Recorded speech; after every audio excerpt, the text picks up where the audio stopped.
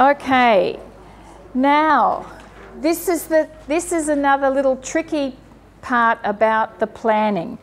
I'm going to let you go back to just one VALS level, and it might be, no,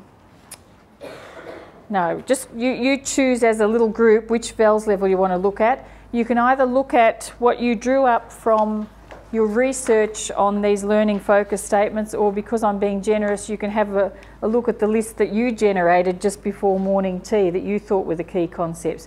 Who managed to strike a home run on what they did before recess, before morning tea and this? Who got a home run? Who actually managed to get the right stuff? Nobody. That's right, 5. Yeah. Okay, meltdown again. Now, you can use either the dot points you've just created from the learning focus statements, just pick one VALS level, or you can use the dot points that you thought were the key things and you'd created that list just before morning tea. But I want you to consider this, which is the next part of the journey. First of all, what do we teach?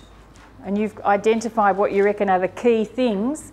Now, about how long do you reckon teachers should, and I'm not asking you to say, you know, day 1, week 1, day 2, week 1. I'm just meaning when you look at those key things on your list, 5 things, 7 things, what would you think it would take to or how long do you reckon you would be thinking teachers should spend on teaching that concept in 1 year? Have a little conversation. Would it look like 10 lessons? Would it look like 4 lessons over the whole year? Would it look like 2 lessons? Complete lessons, I'm meaning, if we're talking about the main focus, not incidentally, the main focus. How long? How many lessons would it take to teach addition down at the VALS level 2, whatever the data is that they've got to go up to, the numbers they've got to go up to? Have a talk. Can I have some feedback from people about how difficult or easy that task was for you and why? How difficult or easy is it to work out how long you spend on a particular concept in the Ready Reckoner and why? Well, it's difficult because you need to make decisions and prioritise what you believe is going to take a longer time for children to understand, perhaps, and what's not. And what the cohort of the children that are coming through. And your children. The cohort that comes through from each year. Yep. Can you hear that? The cohort that comes through each year is going to change that. What you think is perhaps more or less important in that part of the curriculum, that part of the concept. It is very difficult, but be aware that you make those decisions in planning all the time. All that's happening here is I'm asking you to be outspoken about that. Because at the start of every term, I know when I'm put in the broom closet with the year 1, 2s or the 5, 6s, they know straight up that they're going to do fractions for 2 weeks and they're going to do adding for a week. That's what I was starting to see by doing this. It's a bit mind-boggling at the start, but if you know you've got that there, and you know you've allowed for this amount, it actually is easier. It is a bit, isn't it? Yeah, and you still have the flexibility. If your kids get it, you can move on, and if they struggle, you can stretch it out a bit. But you're making those decisions all the time anyway, and so you may as well have the conversation with the group about what's that actually going to look like on our planner.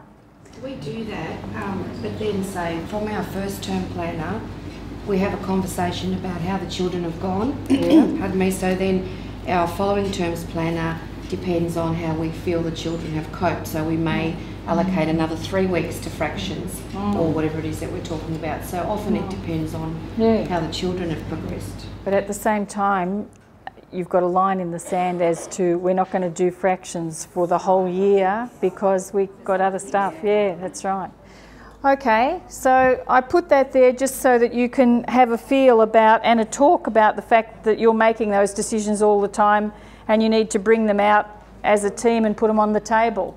I don't know if I showed you this one. Here's a Year 7 group of people who they've got it right down to, and I don't know if you want to be that tight about it, but you know, term 1, week 1 and 2, they're going to be doing decimal and percentage and fraction.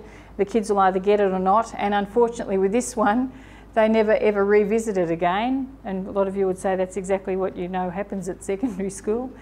There was a suggestion from up the back though, I'm sorry, the lady in the blue top. Yeah, would you like to share with everybody what you were saying about the revelation you had about if we do this? Oh, right, yep. Just looking at when you've taken out all the points, you could use that 10 minutes of numeracy fluency to go through these each day, like, oh, we could just do rounding up of numbers and get the kids doing that. So those 10 minutes of each lesson, you could take little bits of this and just keep constantly revising these points throughout the year. Absolutely, yeah. So the revision is right up there at the front of the lesson, which is hopefully what they were doing here. I'm not quite sure they were. It doesn't show up anywhere on their planning document, but yes, once you've done it, it shouldn't slip down off the Richter scale altogether. Keep bringing it back up in the revision time. And here's a year 10 course.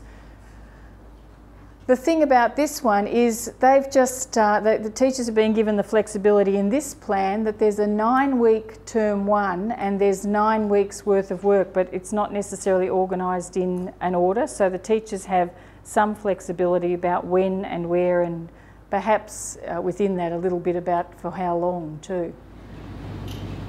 So the other thing that worries me when I see stuff like that is my units of work, or my integrated units, really lead where there are logical connections. Yeah, that's good. And so for them at the moment, we're doing natural disasters. So yeah. At the beginning when we sat down and we worked out our year, yeah. natural disasters leads itself perfectly to doing scale and temperature and all those things. So this is the logical time for me to bring out all those mathematical concepts. Yeah. And there's nothing wrong with that. I'm not putting these up as, you know, everyone do this. I'm just saying here are some examples. But alongside of your integrated units idea of maths, I've got to say that historically there are bits of maths that don't neatly fit into integrated. Yeah, doesn't fit in, don't do it. And so sometimes do you just do straight maths sessions? Yeah, because some stuff just doesn't integrate very nicely. When it does, then you naturally, and not to do it. So absolutely, because we keep doing the push about the best kind of maths is the maths that links to everyday life. So if you can link it through integrated units, that's fantastic. But just be aware that not all maths fits very easily into every integrated unit you're doing, and there's nothing worse than a forced fit in all things.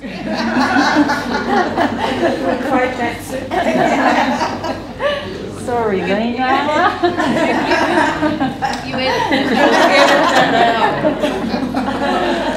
Okay, I don't know if I showed you this one. This is quite nice too. This is, they've virtually got the Ready Reckoner stuff down here, and they've stuck in the other dimensions, measurement data and space as well. And this group has come up with maybe one step further back even, an overview of what's our major and minor finest, easy for some, major and minor focus for each term, and what will be the incidental stuff that happens, you know, over and over. So you may take a step back and have a think about that kind of plan for your school.